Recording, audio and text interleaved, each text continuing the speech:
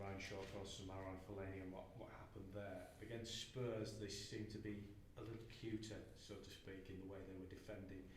Do you expect they might have to take a similar sort of approach when they've got somebody like Luis Suarez, for example, in the box, and how difficult he can be going forward?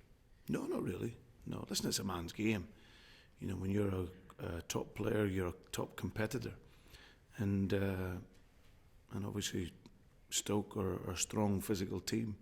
But like as I said, you're fighting for the inches in football, and it's so important. And like as I said, I think they'll be like they've always been, which is hard to beat and aggressive, whether that's from set plays or in the game in general. You know, their organisation is very good. They're not going to give you an inch. You've got to earn the right to play, and rightly so. So I don't think it's irrespective if it's Luis Suarez or anyone else. You know, we'll be looking for the space in the box, and they're trying to deny the space in the box. Simple as that. And with Stoke City coming up on this unbeaten run of 8 games or so at the moment, I mean, they're various styles of football, but is it one with Stoke that you just have to respect them for what they do?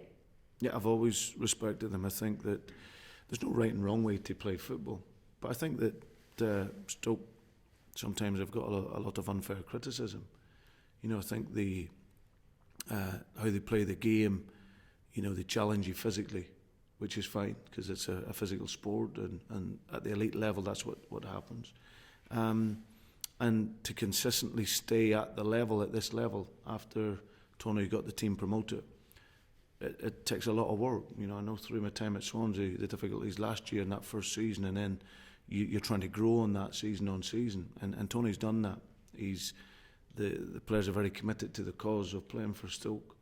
He's got them very, very, very well organised, and he's got some outstanding players. And as I said, I don't think they sometimes get the credit for playing some of the football that they do. But what you know is it's always going to be a tough challenge and a tough game. And as I said, we'll expect that, but we'll be ready for it and ready, because you have to be able to mix your game as well. And it's something that thankfully this team can do. Just on Joe Allen, did you feel it was a moment when you could give him a little bit of a backseat? It's been a really busy period for him. He became a dad, new club, new city, and he's still only in his early 20s. Yeah, absolutely. And I just felt it was the right time. He's also suffering a little bit with his in around his pelvis as well. But you add into that, he's played twice the amount of games at this stage of the season than what he had played last year. Obviously all our involvement in Europe, he's played in a lot of the games. He's been playing up to 3 games a week, and physically that, there's been a big demand on him, and it's my job along with the staff and our great medical team and sports science team here to assess the moments when we can give him a rest. And the likes of young Raheem as well, he needed the breather, but I think you've seen even him and his little cameo at the weekend, the weight lifted off his shoulders by, I think, first and foremost signing his contract. I think that's probably been a great relief for him to get that over and done with.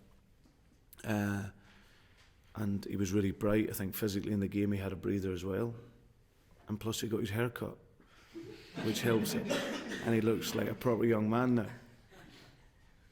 Was that part of the contract? Hey, get a haircut, tidy yourself up. It's important.